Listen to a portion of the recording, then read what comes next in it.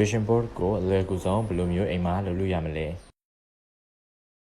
ကျွန်တော်တို့ပထမဆုံးအနေနဲ့ sticker paper လေးတွေလိုပါတယ်ကိုလိုချင်တဲ့ပုံလေးတွေကို Pinterest ကနေရှာထုတ်လို့ရပါတယ်ကိုကတ်မဲ့ကပ်ပြားပေါ်မှာစက်ကူလေးတွေပြန့်မနေအောင်ကားမနေအောင်လို့စက်ကူတိတ်လေးတွေနဲ့ကပ်ပေးပါတယ်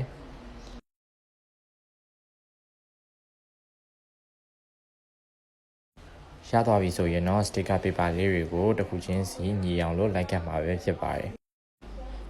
Division board လေးကတော့ကျွန်တော်ရဲ့ customer ကမှာထားတာဖြစ်ပြီးတော့ပုံတွေကိုလည်းတည်တည်ချာချာရွေးပို့ပေးထားတာပဲဖြစ်ပါတယ်။ကိုယ်တိုင်လည်းမှာချင်တယ်ဆိုလို့ရှိရင် comment မှာမှာချင်တယ်လို့မှန်းခဲ့လို့ရပါတယ်။